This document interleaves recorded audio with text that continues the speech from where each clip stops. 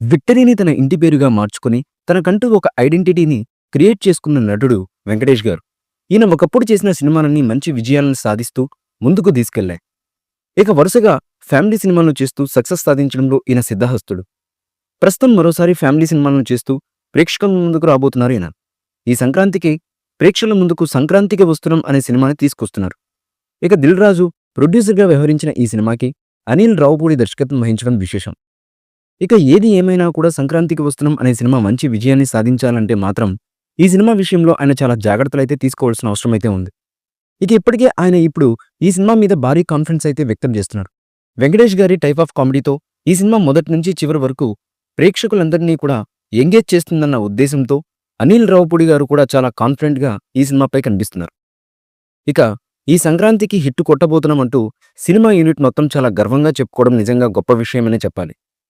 ఇక వీరితో పాటు సంక్రాంతికి వచ్చే మిగతా సినిమాలు కూడా సూపర్ సక్సెస్ అవ్వాలని కోరుకుంటున్నారు. ఏది ఏమైనా కూడా విక్టరీ వెంకటేష్ గారికి సంక్రాంతికి ఇంతకు ముందు కూడా చాలా బాగా సినిమాలు కలిసి వచ్చిందనే చెప్పాలి.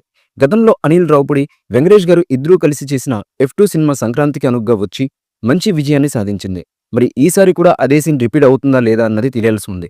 ఇదిలా ఉండగా సంక్రాంతికి వస్తున్న మూవీ ప్రమోషన్స్లో భాగంగా ఈ సినిమా నుంచి రెండవ పాటను మేకర్స్ అతి త్వరలో రిలీజ్ చేయడానికి సిద్ధమవుతున్నట్లుగా తెలుస్తున్నటువంటి సమాచారం.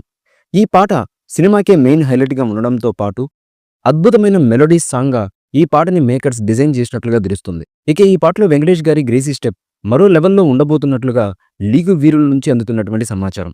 మరి ఈ సాంగ్ ప్రేక్షకులను ఏ విధంగా మెస్మరైజ్ చేస్తుందన్న విషయం తెలియాలంటే ఈ సాంగ్ అఫీషియల్గా రిలీజ్ అయ్యేంత వరకు వెయిట్ చేయక తప్పదు. ఇక ఏది ఏమైనా కూడా సంక్రాంతికి వస్తున్నాం అనే సినిమా మంచి విజయాన్ని సాధించాలంటే మాత్రం ఈ సినిమా విషయంలో ఆయన చాలా జాగ్రత్తలు అయితే తీసుకోవాల్సిన అవసరం అయితే ఉంది.